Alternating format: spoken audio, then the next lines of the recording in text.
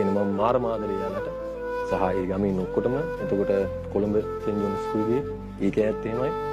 ඉතින් ඒක තමයි මම දකින්න ලොකුම දේ. දෙනවා දැකපු ලොකු හිණයක් ලේසින් හැමෝටම ওই වයසේදී ඇචීව් කරගන්න බැරි හිණයක් ඔයාලට සැබෑද? කොහොමද ඔයාලට ඒක දැනෙන්නේ? ඇත්තටම සතුටුයි. ගොඩක් සතුටුයි කියන්නේ මට ගොඩක් යාළුවෝ ඉන්නවා. ඉතින් මේ පිනම ගම කුරුණෑගලම පොඩි කාලේ ඊට පස්සේ හැමතැනම යාළුවෝ ඉන්නවා. ඉතින් ඒ තැන්වලට ගියපුවාම ඒ කියන්නේ මට වඩා ඒගොල්ලෝ සතුටුයි. ඒ කියන්නේ සමහර මේකේ තියෙන ප්‍රශ්නයක යම් කිසි කාලයක් අපි වැඩ නොකර ඉන්නවා. සහ ඒක ගෙදරින් අම්මා කියන්නේ මොකද කරන්නේ?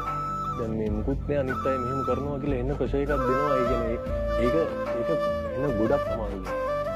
ඒක කාටවත් තේරෙන්නේ නැහැ. ඒක දන්නේ අපි විතරයි. සහ වැඩ එන්නේ නැතුවත් නෙමෙයි. ගන්නෙත් නැහැ. ඒක කිව්වට අහන්නෙත් නැහැ. සහ අපිත් එක්ක ඉන්න යාළු තව කරනවා. අර ඔක්කොම ඉන්නවනේ මොකද කරන්නේ? බෑනේ බයිනේ. ඒකට කාටද කියන්නේ? සහ මම යාළුවොත් එක්ක තිබ්බත් පොඩ්ඩක් දඟලනවා නම් මොනම් කරන්නේ? ඉතින් යාළුවන් එතකොට ඉතින් වේරදක් මොකක් හරි කියලා එහෙම කියන්නේ. ඒගොල්ලෝ පිළිගන්නෙත් නැහැ. ඒකට සමහර වෙලාවලට එහෙම කියන්න ගත්තාම ඔය ඉන්නවා ඒක තේරුම් ගන්න පුළුවන් නැත්නම් අයියලා කාට හරි ඒගොල්ලන්ට කියනවා අයිය මම මෙහෙම ප්‍රශ්නයක ඉන්නේ.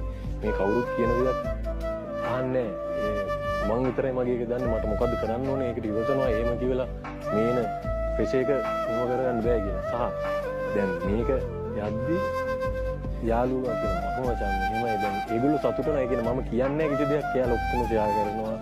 ඒක මම අර ඒගොල්ලොත් එක්ක කලින් හිටියටත් වඩා මම ගිහපුවා මම පැත්තකට එහෙමද? ඒ කියන්නේ මම තවත් කියන කෑල්ලක මම ඉන්නවා ඒක.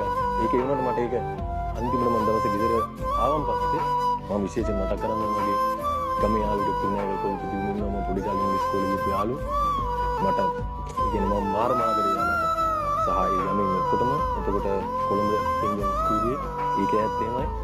ඉතින් ඒක තමයි මම දකින්න ලොකුම දේ. ඉතින් ඊට වඩා එතකොට ඔය ඒ සුන්දර කතාවනේ දැන් මේ දවස්වල ජිම් එකට එහෙම ගිහලා හරියට ටික්ටොක් පෙන්නගෙන ෆොටෝස් දානවලු. මොකටද කියලා අහන්නේ කියලා මේ විදේශයෙන් අපිට දැන් එනවා ආරංචි අහන්න කියලා. ටික්ටොක් පෙන්නන්නේ ඇයි කියලා ඇයි කියලා. ජිම් යන්නේ පොඩි කොහොමදවත් ගියපු දවස්. ඒ ටික ගියා. ඊට පස්සේ නැවැත්තුවේ අහනවා.